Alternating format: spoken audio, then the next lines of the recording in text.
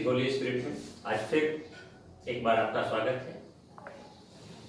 कुछ कक्षाओं से हम भाषा, लिपि एवं व्याकरण प्रकरण को लेकर चल रहे हैं।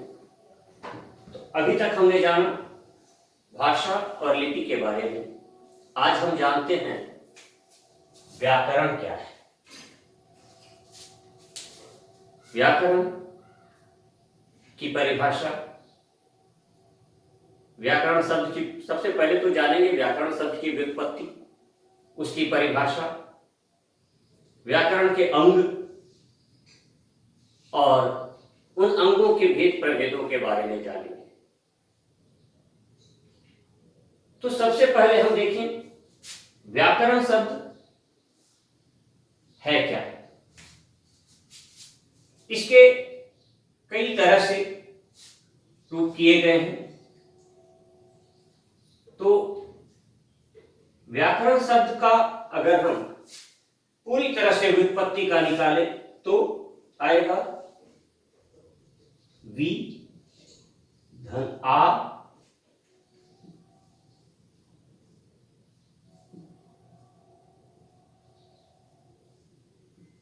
क्री धातु और ल्युट प्रत्यय, इतनों के मेल से बना है व्याकरण। इसमें वी और आ ये दो उपसर्ग हैं और क्री धातु है। क्री मतलब करना, क्री धातु से ही करोति, करोतः, कुर्वन्ति, ये सब शब्द इसी से बनते हैं। और लुट प्रत्यय का रूप अण बन जाता है। नपुंसक लिंग शब्दों के साथ क्रियात्मक रूप में लाने के लिए लुट प्रत्यय लगता है। एक रूप और बनता है व्याकरण का वी धन आकरण। तो वी और आ मिलके हो गया व्या और क्री, क्री धातु हो गया और इसमें लुट प्रत्यय लगा तो क्री का हो गया करण।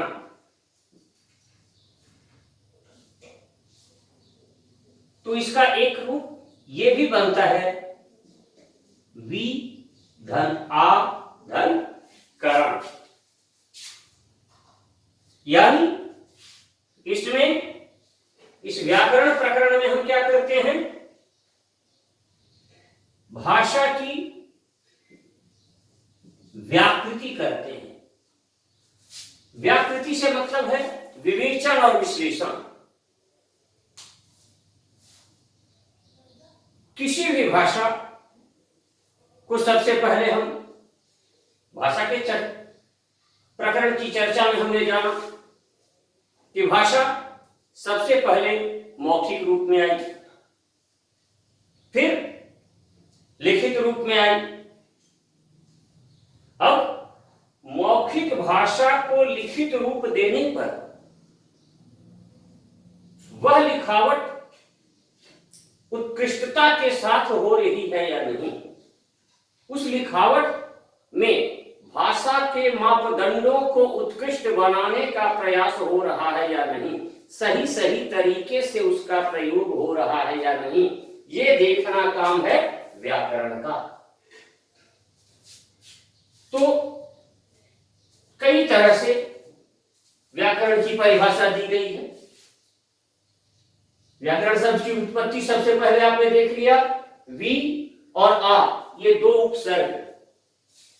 एक ये मान्यता है कि जहां दो उपसर्ग होते हैं वहां पहले उपसर्ग को पूर्वक बोलते हैं और दूसरे को उपसर्ग, यानी वी पूर्वक आ उपसर्ग क्री धातु और लुट प्रत्यय के योग से बना व्याकरण। मैंने अभी बताया कि क्री धातु में लुट प्रत्यय लगेगा तो लुट प्रत्यय का रूप हो जाता है अण, तो क्री धन अण हो जाएगा करण, और इस करण और वी धन आ हो गया यण संधि के नियमों के अनुसार व्या, तो व्याकरण ये रूप बन गया। अब इसको समझ लिया, इसकी व्युत्पत्ति को अच्छी तरह से आप लोगों ने, कि व्याकरण शब्द कैसे बना। अब हम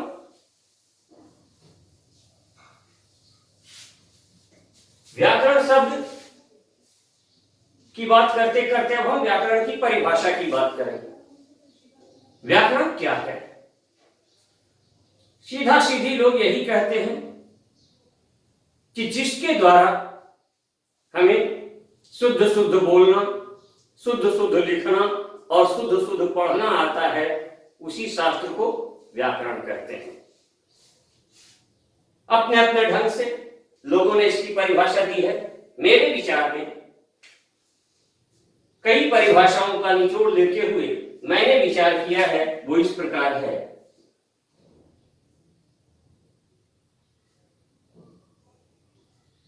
जो शास्त्र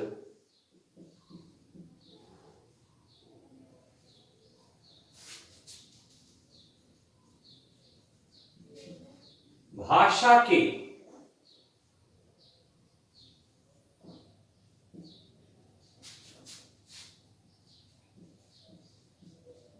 अंग प्रत्यंगों का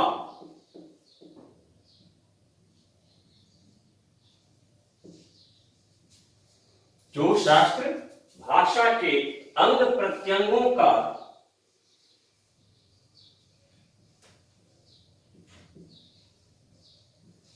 विस्तृत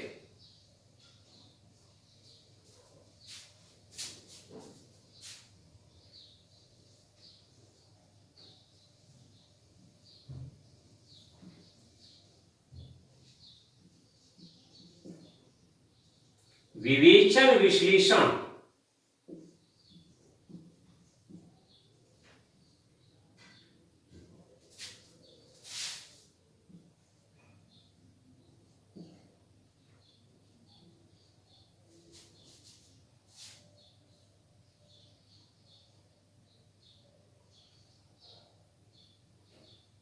विवेचन विश्लेषण करके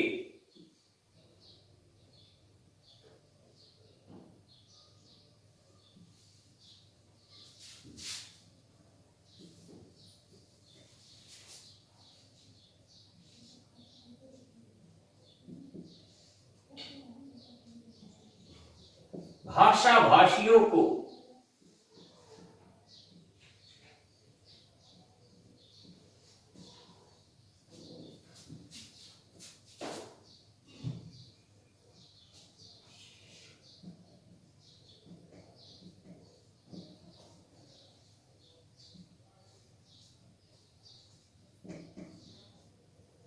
शुद्ध शुद्ध बोलना,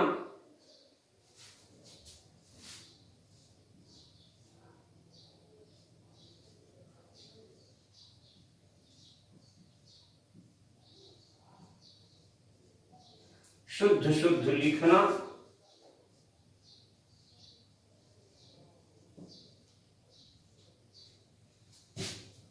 एवं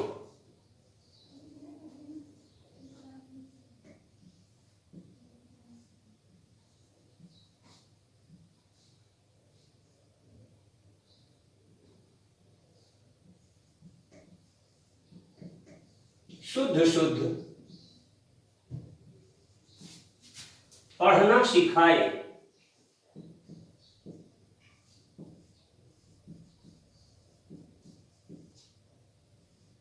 उसे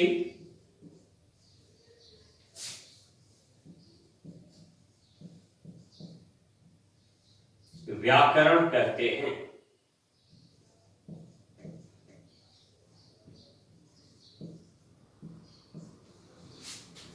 तो इस तरह से व्याकरण की एक अच्छी परिभाषा के रूप में, एक उत्कृष्ट परिभाषा के रूप में हम इसे देख सकते हैं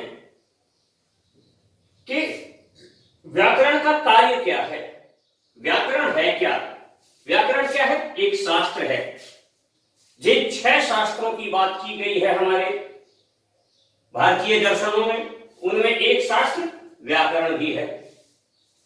तो जो शास्त्र भाषा के, व्याकरण का संबंध भाषा से है, न सिर्फ संस्कृत, न सिर्फ हिंदी, दुनिया की जितनी भी भाषाएं हैं उन सभी भाषाओं का अपना व्याकरण है।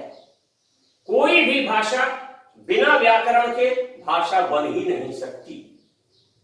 भाषा की जो परिभाषा हमने भाषा के प्रकरण में पढ़ी थी, उस भाषा तक पहुंचने के लिए जो परिनिष्ठित भाषा है, भाषा को परिनिष्ठित रूप तक पहुंचने के लिए व्याकरण की अनिवार्यता होगी। तो अब उसमें क्या होता है, व्याकरण के कई अंग हैं, आगे हम चर्चा करेंगे। जितने पार्ट हैं, जितने अंग हैं, अंगों के अंग यानी प्रत्यंग, प्रत्यंग क्या हो गया, प्रत्यंग, प्रतिधन अंग यानी अंगों के अंग। अंगों के जैसे व्याकरण का एक अंग है शब्द। अब शब्द का अंग विकारी शब्द, अविकारी शब्द, विकारी शब्द के अंग संज्ञा, सर्वनाम, विशेषण, क्रिया। तो इस तरह से अंग प्रत्यंगों का विस्तृत पूरा विधिवत रूप से विस्तार पूर्वक विवेचन, उसकी विवेचना करता है। विवेचना करना मतलब एक्सप्लेन करना, समझाना और विश्लेषण। विश्लेषण का अर्थ होता है एनालिसिस। टुकड़े टुकड़े में एक साथ हम किसी विस्तृत विषय का एक साथ अध्ययन नहीं कर सकते, और अगर करते हैं एक साथ अध्ययन तो वह उलझाऊ हो जाएगा। लेकिन उसके एक एक खंड को, एक एक अंग को जब टुकड़े टुकड़े में बांट करके हम अध्ययन करेंगे तो वो अध्ययन ज्यादा सटीक होगा। तो यहां विवेचन विश्लेषण करके भाषा भाषियों को, उस भाषा के बोलने वालों को, भाषी यानी बोलने वाले, तो उस भाषा के बोलने वालों को क्या सिखाता है व्याकरण? शुद्ध शुद्ध बोलना। सबसे पहले तो हम बोलते हैं, शुद्ध शुद्ध लिखना। जो बोलते हैं उसको हमने लिखा, और लिखे हुए को शुद्ध शुद्ध पढ़ना सिखाए, उसको हम क्या कहते हैं? व्याकरण कहते हैं। तो आप अच्छी तरह से समझ गए होंगे व्याकरण की परिभाषा, कि जो शास्त्र भाषा के अंग प्रत्यंगों को, अंग प्रत्यंगों का विस्तृत विवेचन विश्लेषण करके भाषा भाषियों को शुद्ध शुद्ध बोलना, शुद्ध शुद्ध लिखना और शुद्ध शुद्ध पढ़ना सिखाए, उसे व्याकरण कहते हैं। समझ में आ गया आप लोगों को? अब भी कोई डाउट है, कोई समस्या है तो मैंने आपको साधन बता रखा है। आप कमेंट बॉक्स पे अपने आपत्ति दर्ज करा दें, अपनी शिकायत दर्ज करा दें। व्हाट्सएप मैसेज में ग्रुप में या मेरे पर्सनल नंबर पर आप मैसेज करके या मुझसे फोन पर बात करके, कई विद्यार्थियों ने किया है और जिन्होंने किया है मैंने उनका समाधान किया है। 24 आवर्स 108 सर्विस की तरह मैं आपके साथ उपलब्ध रहूंगा। किसी प्रकार की कोई समस्या नहीं होनी चाहिए। आपकी लगनशीलता की जरूरत है, और उस लगनशीलता के साथ आप आगे बढ़ेंगे तो हिंदी विद होली स्पिरिट की ओर से मैं आपको विश्वास दिलाता हूं कि मैं आपकी हर समस्या का समाधान करूंगा, लेकिन जरूरत है आपके जागरूक होने की। है तो अब हम बात करें व्याकरण के अंगों की।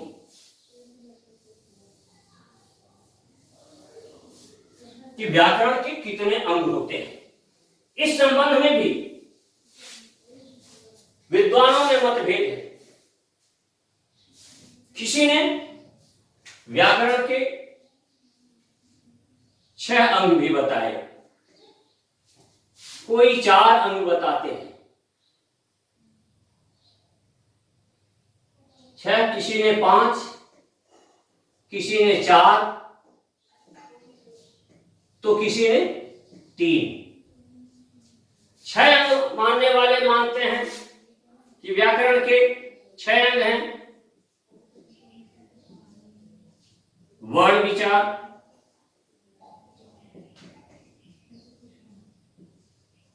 शब्द विचार, पद विचार,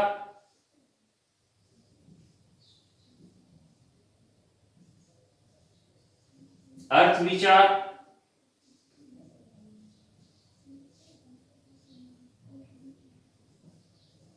वाक्य विचार और चिन्ह विचार।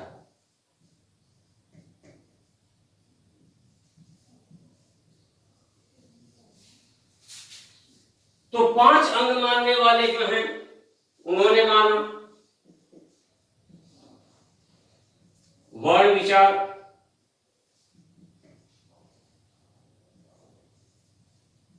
शब्द विचार,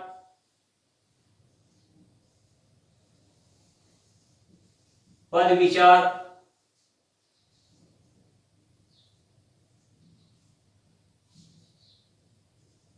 वाक्य विचार और चिन्ह विचार।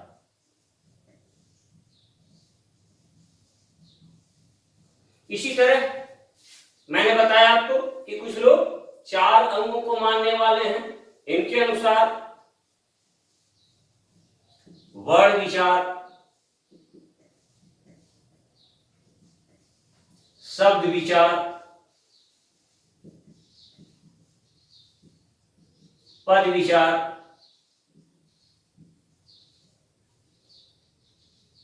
और वाक्य विचार। अब एक आखिरी मान्यता वाले हैं, इनके अनुसार वर्ण विचार,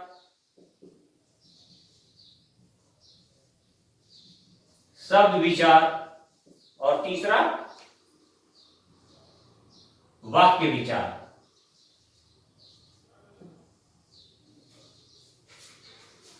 अब अगर हम एक एक की बात करें, वर्ण विचार अपने आप में स्वतंत्र है, शब्द विचार अपने आप में स्वतंत्र है।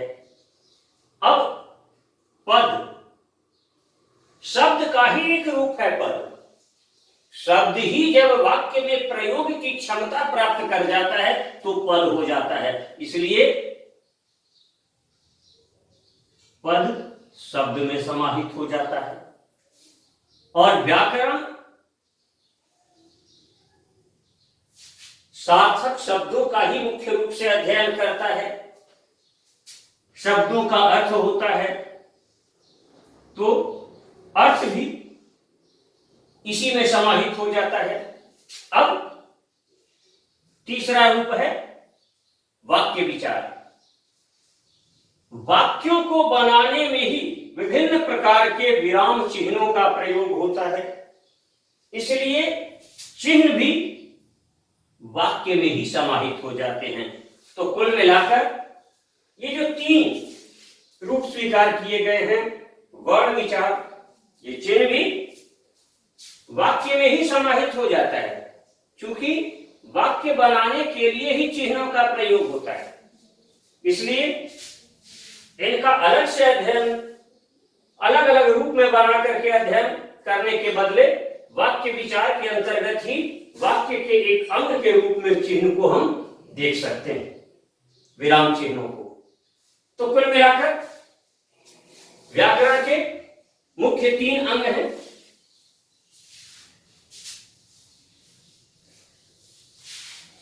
वे 3 अंग कौन कौन से हैं?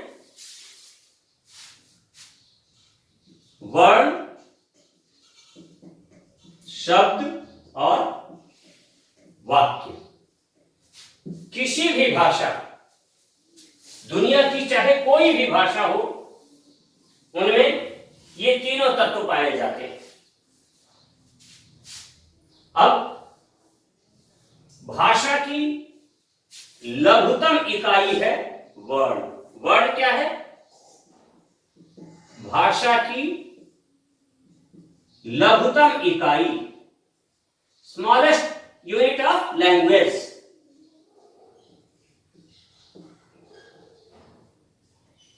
अब दूसरा है शब्द।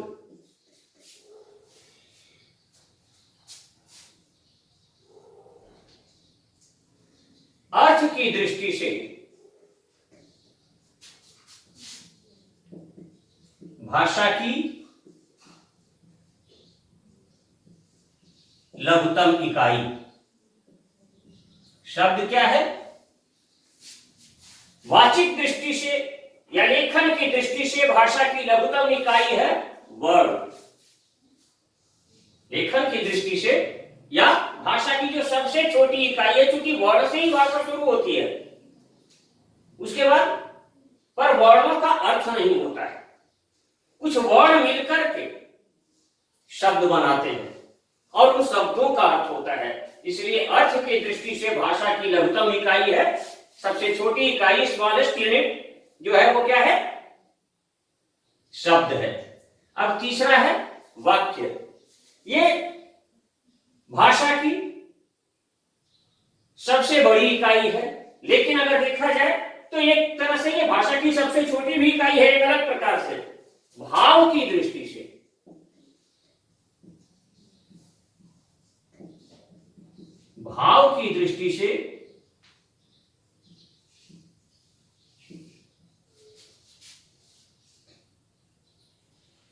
अर्थ की दृष्टि से तो भाषा की सबसे छोटी इकाई है शब्द, और भाव की दृष्टि से भाषा की लघुतम इकाई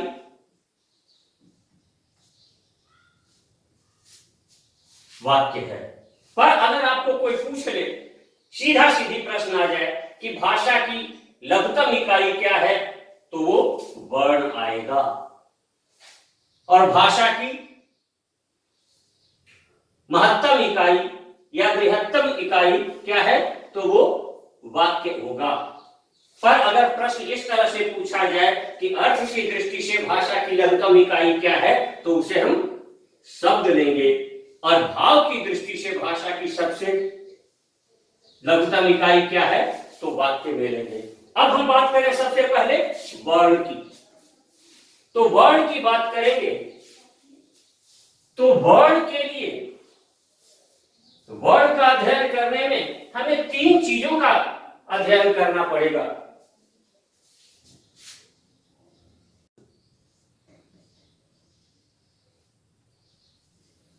वर्ण और अक्षर, ये तीनों एक दूसरे के समानार्थी हैं, लेकिन पर्यायवाची आप कर सकते हैं। पर पर्यायवाची होने का मतलब यह नहीं है कि तीनों का बिल्कुल एक अर्थ है। समान दिखने वाले अर्थ को पर्यायवाची कहते हैं। पर्यायवाची का यह मतलब कभी नहीं लगाइएगा कि बिल्कुल वही अर्थ है, लगभग लगभग समान अर्थ है, उसको पर्यायवाची बोलते हैं। तो यहां पर जब हम वर्ण का अध्ययन करेंगे तो वर्ण के अंतर्गत ये तीनों चीजें आ जाएंगी। पहली चीज क्या है? ध्वनि, दूसरी वर्ण, और तीसरी अक्षर। ध्वनि यानी साउंड, इंग्लिश ग्रामर में जिसे आप साउंड के नाम से जानते हैं। वर्ण लेटर, और अक्षर सिलेबल। ये तीनों दिखते एक से हैं। जैसे क एक ध्वनि भी है, क एक वर्ण भी है, और क एक अक्षर भी है। तो फिर तीनों अलग अलग क्यों हुए? ध्वनि का मतलब क्या होता है? साउंड, आवाज। वर्ण ध्वनियों का ही लिखित रूप वर्ण है। जैसे हमने बोला क और उसको इस तरह से लिख दिया, तो ये क्या हो गया? वर्ण हो गया। और अक्षर, अक्षर से मतलब वर्ण तक ही सीमित नहीं है, एक से अधिक वर्ण भी आ सकते हैं अक्षर में। अब यहां जैसे मैंने बताया था भाषा और लिपि के बारे में कि हर लिपि की एक भाषा होती है,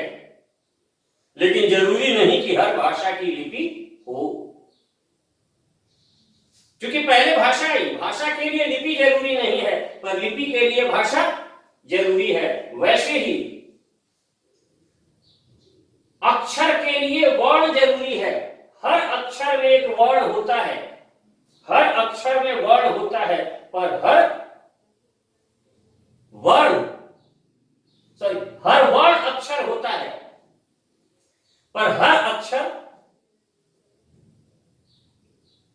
मात्र वर्ण नहीं है। अक्षर वर्ण से कुछ आगे बढ़कर है। अक्षर की परिभाषा, हम अक्षर को हम इस रूप में देख सकते हैं कि एक ही समूह में जो वर्ण या वर्ण समूह हमारे मुंह से निकल जाए, कोई आघात प्रतिघात नहीं हो, कोई अवरोध नहीं हो, कोई रुकावट नहीं हो, एक ही सांस में जो निकल जाए उसको हम अक्षर बोलते हैं। मतलब नहीं, क्षर, क्षर होने वाला यानी नष्ट होने वाला, जिसका क्षरण नहीं होता है, उसे हम अक्षर बोलते हैं। तो जैसे क्या, कहीं रुकावट नहीं आई, क्यों? आम, ओम, अम। तो यहां का, तो का में जैसे क है, ये भी अक्षर है, वर्ण भी है, लेकिन हमने किया का, तो क धन आ, इसमें दो वर्ण आ गए, लेकिन एक ही साथ उच्चारित हो गया, अलग से कुछ नहीं हुआ, एक ही सांस में निकल गया। की, क धन ई, की, क धन ई। वैसे ही क्या, क्यों, आम, एक शब्द में निकल जाता है, एक सांस में निकल जाता है, तो ऐसी परिस्थिति में उसको हम क्या बोलेंगे? अक्षर बोलेंगे। खैर, अब एक एक की हम परिभाषा देखते हैं। सबसे पहले हम बात करेंगे ध्वनि यानी साउंड की। साउंड कहां से निकलता है? हमारे मुंह से निकलता है। किसके सहारे निकलता है? वायु के सहारे। प्राण वायु जो हमारे फेफड़े से निकलती है, वायु या प्राण वायु जो हमारे फेफड़े से निकलती है और मुंह से होकर बाहर आती है, उसी क्रम में जो नाद होता है, जो स्फोट होता है, जो आवाज होती है, उसी आवाज, ध्वनि क्या है? आवाज है। उसी आवाज को हम क्या बोलते हैं? ध्वनि बोलते हैं। तो ध्वनि, ध्वनि की परिभाषा हम इस प्रकार दे सकते हैं।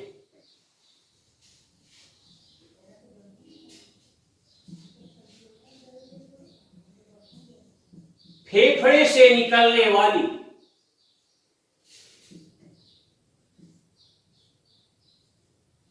प्राणवायु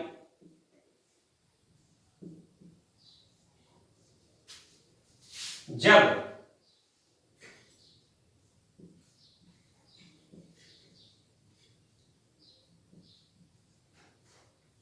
विभिन्न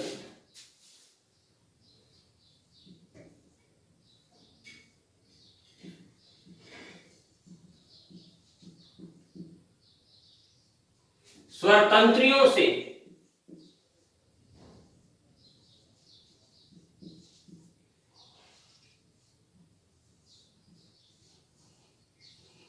टकराती हुई या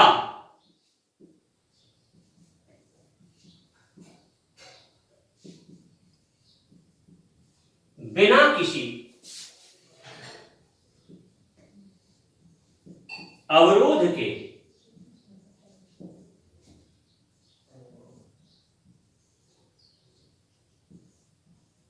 मुख विवर से बाहर आती है,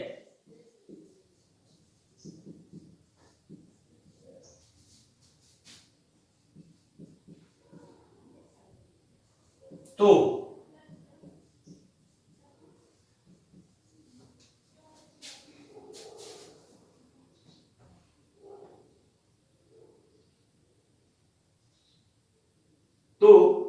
जो स्फोट होता है, स्फोट यानी आवाज,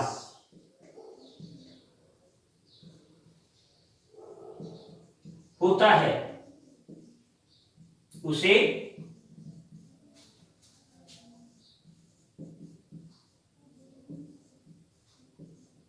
ध्वनि कहते हैं। अब यहां पर हम देखेंगे क्या कहा मैंने, फेफड़े से निकलने वाली प्राणवायु। विज्ञान की कक्षाओं में आपने पढ़ा होगा कि हवा जब अंदर जाती है तो फेफड़े से शुद्ध होकर के रक्त के साथ संपूर्ण शरीर में विचरण करती है, फिर वो फेफड़े से होकर ही बाहर आ जाती है।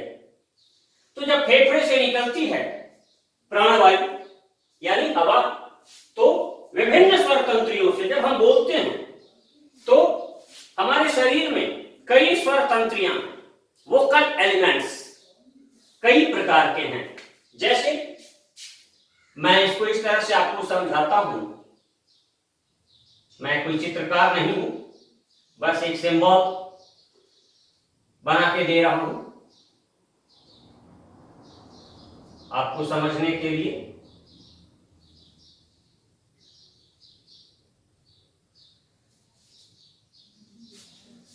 तो सबसे पहले यहां, बिल्कुल यहां कंठ के निचले भाग को कहते हैं काकल, उसके बाद कंठ,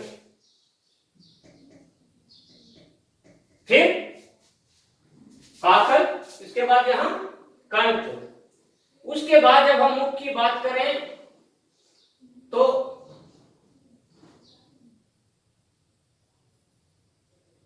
काकल में घर्षण करती है, टकरा स्पर्श करती है, उसके बाद कंठ में, उसके बाद सबसे टॉप पर यहां, जिसको हम मूर्धा बोलते हैं, तालु का जो सबसे ऊपरी कठोर भाग है, कठोर तालु, वो है मूर्धा। उसके बाद आगे आते हैं तालु,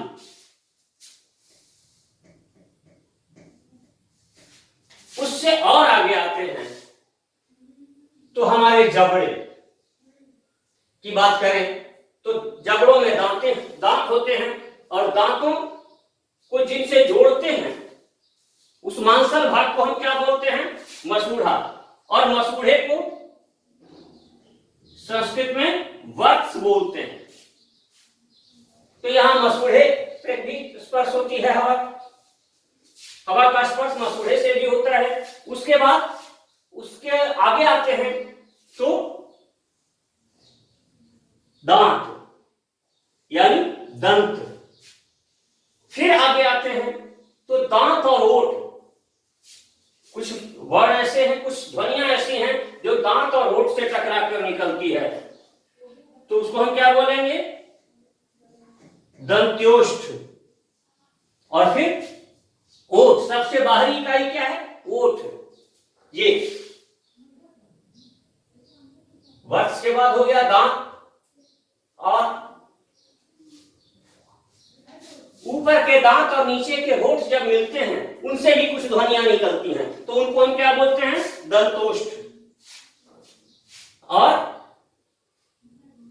वो उच्चारण स्थल क्या है, दंतोष्ठ, और सबसे अंत में ओष्ठ यानी होठ। इन सारे, ये सब क्या है, स्वर तंत्रियां हैं, वोकल एलिमेंट्स हैं।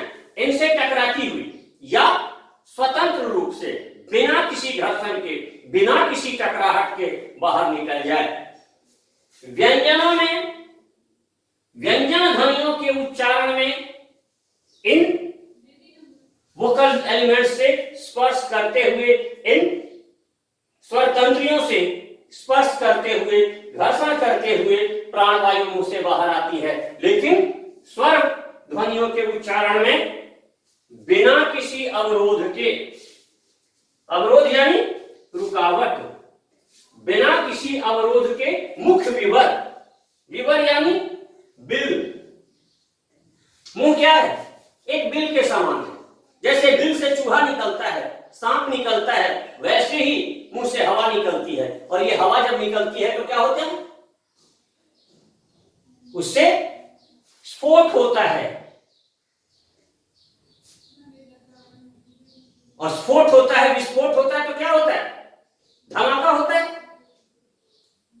वही जो नाद, नाद यानी आवाज या स्फोट है, वही क्या? ध्वनि के रूप में बाहर आती है। तो स्पष्ट हो गया आपको ध्वनि क्या है? फेफड़े से निकलने वाली प्राणवायु जब विभिन्न स्वर तंत्रियों से टकराती हुई या बिना किसी अवरोध के मुख विवर से बाहर आती है तो जो स्फोट होता है उसे ध्वनि कहते हैं। तो ध्वनि की परिभाषा समझ गए। आगे हम चर्चा करेंगे, फिर इनका वर्गीकरण भी करेंगे, पर उससे पहले हम जान लें वर्ण क्या है, वर्ण की परिभाषा क्या है। क्योंकि ध्वनि और वर्ण जब इनका वर्गीकरण करेंगे हम, तो ध्वनियों का वर्गीकरण भी उसी रूप में होगा जिस रूप में वर्णों का वर्गीकरण होगा। क्योंकि मैंने आपको पहले ही बताया कि ध्वनियों का ही लिखित रूप वर्ण है। तो वर्ण की छोटी सी परिभाषा हम दे सकते हैं।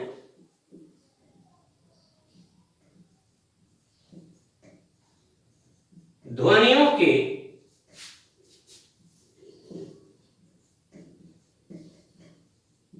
लिखित रूप को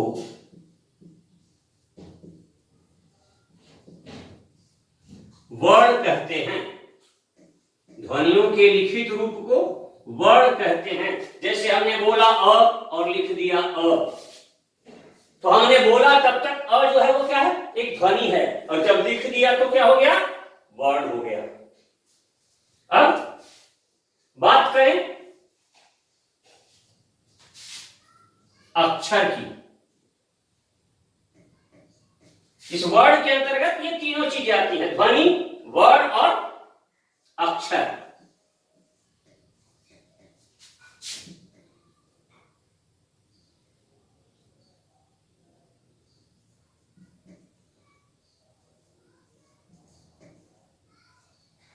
जो ध्वनि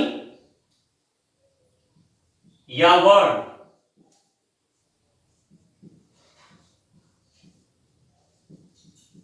एक ही सांस में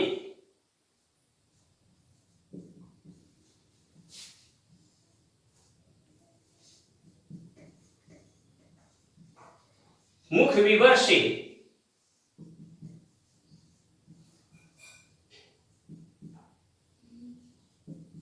बाहर आ जाएं, वे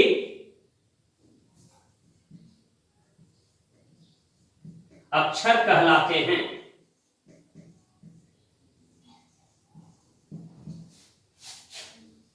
जैसे अ, आ, क, ख, का, की, कु, कु, क्या, क्यों, आम।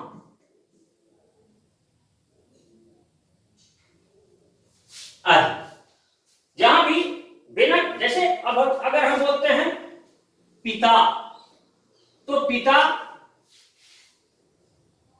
अक्षर नहीं है, क्योंकि इसमें प के उच्चारण में होठ बंद होता है और त के उच्चारण में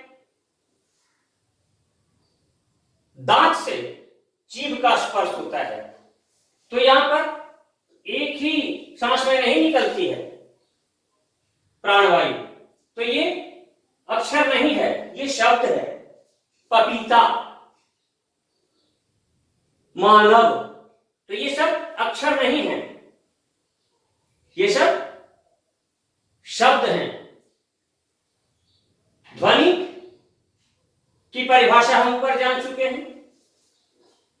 उसके बाद वर्ण, ध्वनियों का लिखित रूप वर्ण है और एक ही श्वास में जो ध्वनि या वर्ण मुंह से बाहर आ जाए, बल्कि इसको यूं कहें, जो ध्वनि या वर्ण अथवा एक से अधिक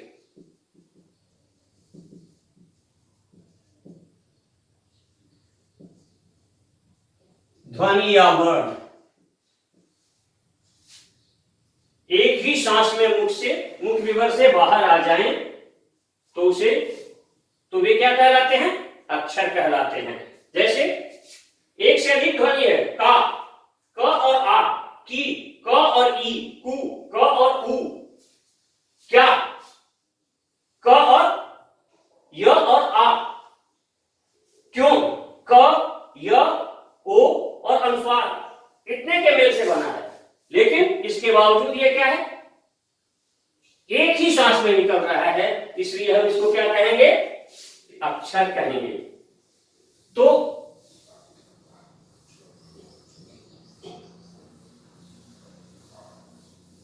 अभी आपने देखा व्याकरण क्या है, और व्याकरण के प्रमुख 3 अंग हैं, वर्ण, शब्द और वाक्य। तो आज हम अभी क्या देख रहे हैं? वर्ण विचार। और वर्ण विचार के अंतर्गत हमने क्या जाना? ध्वनि, वर्ण और अक्षर की परिभाषा। अब हम इसके आगे देखेंगे ध्वनियों और वर्णों का वर्गीकरण, लेकिन अगले कालांश में, एक ब्रेक के बाद। क्योंकि अगर हम अभी उसको लेते हैं तो बहुत लंबा हो जाएगा पीरियड, और आपके लिए समस्या हो जाएगी, आपके मोबाइल का नेटवर्क जवाब देने लगेगा। इसलिए हम वर्णों का या ध्वनियों का वर्गीकरण अगले कालांश में करेंगे। और आपसे मैं बार बार यही कहूंगा कि ध्यान पूर्वक पढ़िए, वरना मेरे बकने का, मेरे परिश्रम करने का कोई फल नहीं होगा, और आप भी अगर इसको हल्के में ले लेंगे तो आपको भी कोई लाभ नहीं होगा। जरूरी है कि पूरी तरह से अध्ययन में डूबिए, और कोई समस्या आए तो पूछिए, समस्या का समाधान होता है। अगर कोई भी विषय भारी या हल्का नहीं होता है, विषय को भारी या हल्का बनाना हमारे हाथ में है। अगर भारी लगता भी है तो लगे रहेंगे तो आसान हो जाएगा। कहा है किसी ने कि दर्द दिल वक्त को पैगाम भी पहुंचाएगा, दर्द दिल वक्त को पैगाम भी पहुंचाएगा, इस कबूतर को जरा प्यार से पालो यारो, और कैसे सुराख नहीं आसमां में हो सकता, एक पत्थर तो तबीयत से उछालो यारो, एक पत्थर तो तबीयत से उछालो यारो। तो आज हम यही आपसे विदा लेते हैं, कल फिर मिलेंगे, आगे इसी को विस्तृत करते हुए, आगे बढ़ते हुए कल फिर हमारी मुलाकात होगी। और कुछ विद्यार्थियों के मेरे पास फोन आए थे कि सर मेरे पास सारे लेक्चर के वीडियोज नहीं पहुंचे हैं, तो इसका मतलब साफ है कि उन्होंने अभी तक हमारे चैनल को सब्सक्राइब नहीं किया है। वरना अगर उन्होंने हमारे चैनल को सब्सक्राइब कर लिया होता तो सारे नोटिफिकेशंस उनको अपने आप मिलते जाते। तो अगर आपने अभी तक हमारे चैनल को सब्सक्राइब नहीं किया है तो एक बार फिर आपसे कहूंगा कि आप हमारे चैनल को सब्सक्राइब कर लें, ताकि हमारे नोटिफिकेशंस आपको स्वयं मिलते रहें। कल फिर मिलेंगे, धन्यवाद।